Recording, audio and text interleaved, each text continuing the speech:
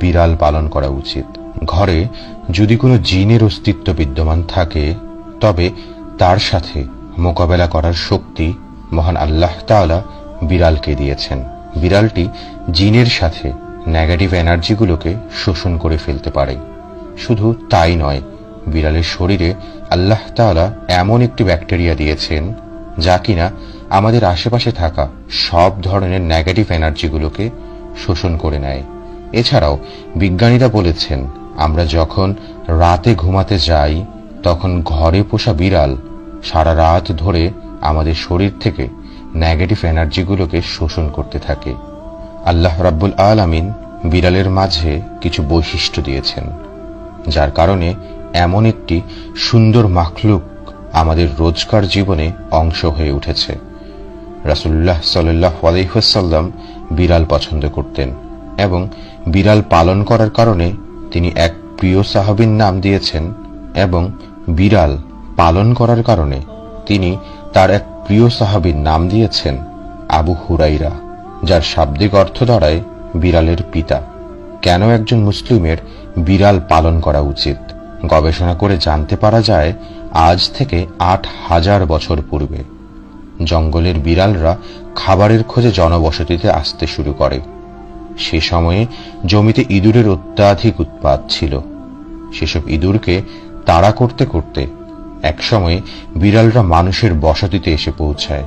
ওই সময়ে জমিতে থাকা ইঁদুরগুলো বিড়ালের প্রিয় খাদ্য হওয়ার পাশাপাশি মানুষের জন্য একটি বড় সমস্যার কারণ ছিল।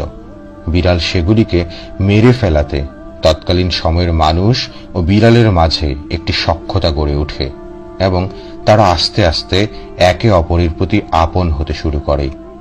বর্তমান বিশ্বে পোষা প্রাণীর তালিকায় বিড়াল ১ নম্বরে অবস্থান করছে। রাসূলুল্লাহ সাল্লাল্লাহু আলাইহি ওয়াসাল্লাম ইরশাদ করেছেন, শুধুমাত্র বিড়ালকে কষ্ট দেবার কারণে বনী ইসরাইলের এক নারীকে কবরে আযাব দেওয়া হয়। মহিলাকে আযাব দেওয়ার কারণ ছিল বিড়ালটিকে বন্দী করে রাখা অবস্থায় সেই মহিলা বিড়ালটিকে পানাহার করতে দেয়নি, তাকে কোনো খাবার খেতে দেয়নি, যার কারণে বিড়ালটি মারা যায় এবং এর ফলে তার কবরের শাস্তি নেমে আসে। সহিহ বুখারী হাদিস নং ৩৪৮২। রাসূল সাল্লাল্লাহু আলাইহি ওয়াসাল্লাম ইরশাদ করেন, বিড়াল সর্বদা নাপাক বস্তু হতে দূরে থাকার চেষ্টা করে। বিড়াল হচ্ছে এমন একটি প্রাণী যে কিনা মানুষের আশেপাশে ঘুরতে পছন্দ করে। আমাদের প্রিয় নবী সাল্লাল্লাহু আলাইহি ওয়াসাল্লাম বিড়ালের সাথে অত্যন্ত ভালো আচরণ করতেন।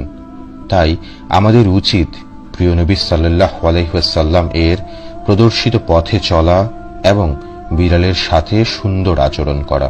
আর কোনো বিড়াল যদি অত্যন্ত হিংস্র হয়ে যায় এবং মানুষের সাথে খারাপ আচরণ করতে শুরু করে, তবে সেটিকে না মেরে দূরে কোনো জঙ্গলে রেখে আসাই শ্রেয়।